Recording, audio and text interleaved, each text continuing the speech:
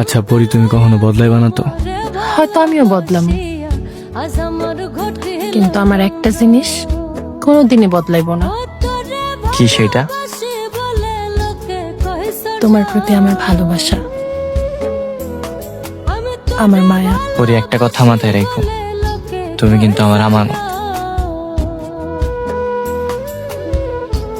তোমার আমানত আজীবন তোমারই থাকবো, কথা দিলাম।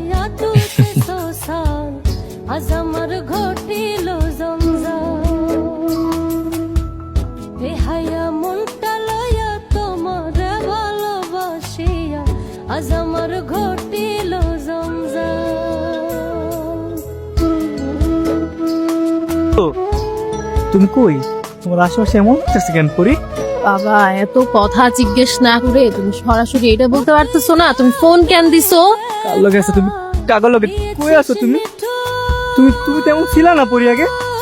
আমি আগে এমন ছিলাম না, আমি এখন এমন হয়ে গেছি। তুই আমাকে এমন করতে বাধ্য করছিস। সব সময় কই যাই কই থাকি সবকিছু তোমার আবার বলতে হবো, তাই না?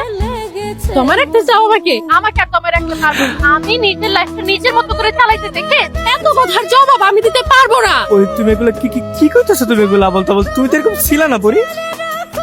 নূর, নাটক করবা না একদম। তোমার এই চেহারাটা দেখতে আমার একদম মন চেতেছে না। তুমি আমার আর ফোন দিবা না। হ্যাঁ একটা পরি পাগলাম করো না পরি, তুমি আমার কথা শুনো। তুমি তুমি এগুলো বাদ দাও। তুমি এরকম তো ছিল না পরি, তোমার কি হঠাৎ করে?